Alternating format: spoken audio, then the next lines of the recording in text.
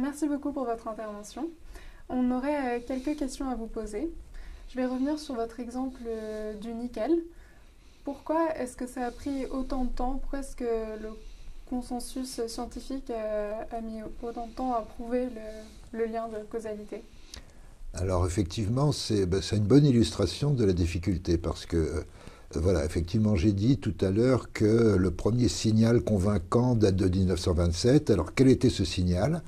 C'est un médecin généraliste au Pays de Galles, d'une petite ville, qui a vu dans sa clientèle plusieurs cas de cancer des naso-sinusiens, ce qui est un cancer absolument exceptionnel, normalement. Et il était assez malin quand même pour se rendre compte que c'était anormal qu'il y ait dans sa petite clientèle quand même plusieurs cas d'un cancer absolument exceptionnel.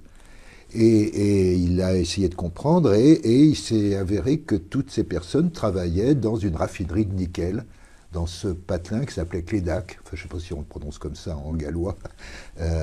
Et donc là, il a immédiatement averti son patron à Londres, etc., qui lui a tout de suite dit, mais oui, il y a quelque chose, c'est sûr, ça ne peut pas être le hasard qui explique ça. Mais alors après, pour arriver entre ce premier signalement, encore une fois, qui est très convaincant, hein, parce qu'un cancer exceptionnel, un cluster, comme on dit, un agrégat d'un cancer absolument exceptionnel dans une toute petite population, voilà, il y a forcément une cause. Et comme c'est dans une raffinerie de nickel, c'était logique de penser que ça pouvait être le nickel. Mais alors après, pour arriver vraiment à le prouver, alors il faut savoir que d'abord les cancers concernés sont des cancers rarissimes. Donc ça veut dire, je l'ai dit à plusieurs reprises, il faut trouver des associations statistiques. Or, statistiques, ça signifie des nombres, des effectifs suffisants. C'est pas avec 3 cas qu'on va, c'est un peu compliqué. En plus, le raffinage du nickel, c'est pas quelque chose de très répandu. Il y a très peu de personnes dans la population qui travaillent. C'est quelques milliers de personnes dans un pays comme la France, par exemple, où il y avait une raffinerie de nickel au Havre, enfin qui n'existe plus. C'est quelques centaines de personnes au milieu de 60 millions d'autres. Donc voilà, il y a tous ces éléments-là. Et il y a le nickel est pas réparti à la surface du globe. Il y en a en Nouvelle-Calédonie, il y en a en Indonésie, il y en a au Canada, enfin il y en a en Russie, mais pas partout. Donc il a fallu faire des grandes études, des études lourdes et importantes, rétrospectives. Moi-même, j'en ai fait une en Nouvelle-Calédonie, à une raffinerie de nickel. Retrouver toutes les personnes qui avaient travaillé depuis 1930 dans cette raffinerie 50 ans après. Enfin, vous voyez, c'est très, très, très lourd, très compliqué. Et donc, voilà, petit à petit, quand même, au fil des décennies, les études se sont multipliées, etc. Il y a eu des comités d'experts qui se sont réunis, qui ont fait la synthèse de tout ça. Et à la fin, oui, on a considéré qu'on avait réussi à réunir tous les éléments qui correspondaient aux arguments de Hill que j'ai cités. Très bien. Et est-ce qu'aujourd'hui, il y a aussi d'autres choses qui freinent les recherches épidémiologiques comme le lobbying? Il y a beaucoup de choses qui les freinent. D'abord, d'une manière générale, il n'y a pas tellement d'épidémiologistes que ça. Il pourrait y en avoir plus. Et ça ferait évidemment, c'est pas une discipline, c'est une discipline qui reste encore au niveau, qui s'enseigne un petit peu en fac de médecine, mais de manière assez marginale. Donc finalement, il n'y a pas tellement de postes ouverts dans les instituts de recherche ou à la faculté, mais bon, voilà. Alors par ailleurs, il y a également, alors selon le sujet, il peut y avoir du lobbying quand même, dans un sens ou dans l'autre.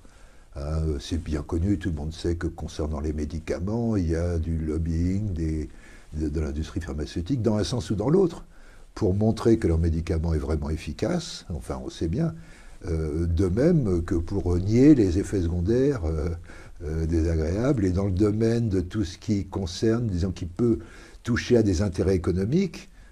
L'amiante est un bon exemple, hein. Il a fallu des décennies, alors que là aussi on avait vraiment montré que depuis le début du XXe siècle, on savait que l'amiante était mauvais pour la santé.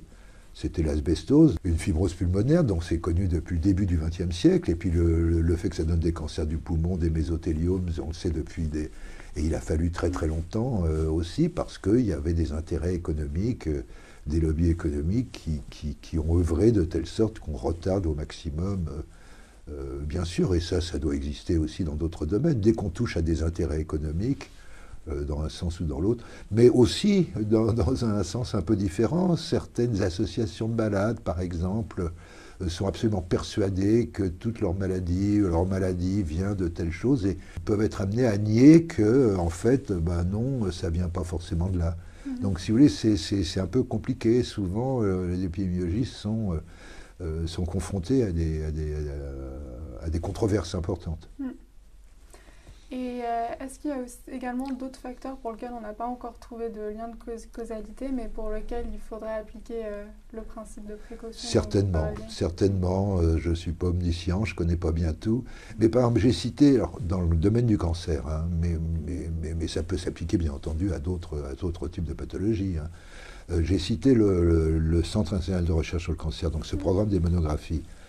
En fait, ils ont une liste d'agents soupçonnés.